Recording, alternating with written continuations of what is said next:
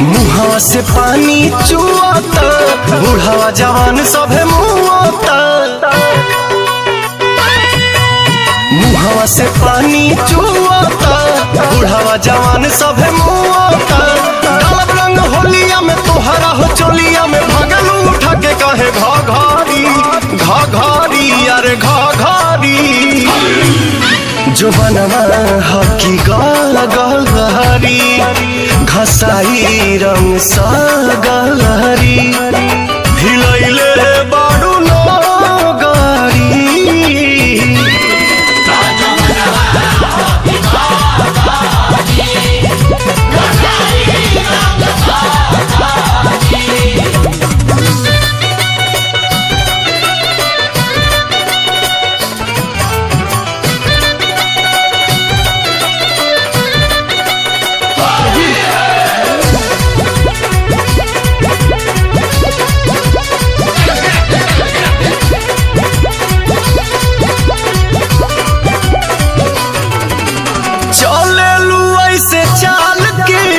से जवानी दलकता तो पतनी ओढ़निया से दोनों जवनवा झलकता।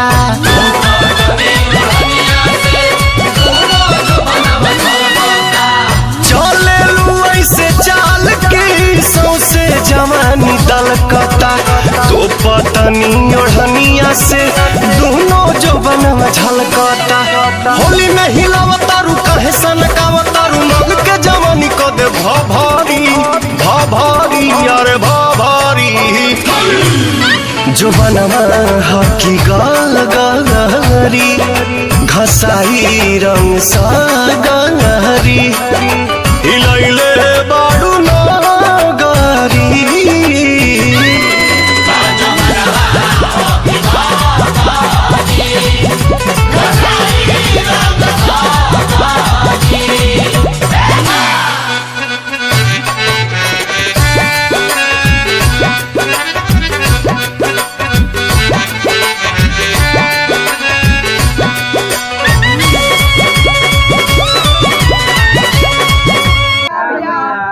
हमारे चैनल के सब्सक्राइब करी और बेल आइकन घंटी के दबाई।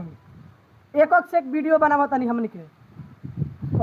यह सुन ली, अगर हमनी के वीडियो के लाइक सब्सक्राइब होई तो हमनी के गौर नया वीडियो आगे बढ़ाइन जा। यही से भैया हमनी के नमस्कार प्रणाम बाकी हमनी के वीडियो के सब्सक्राइब करी और शेयर करी। हमनी के वीडियो बनावे के एकदम ठीका ले बन जा। साथ में बेल आइकन दबाना ना भूली। हाँ।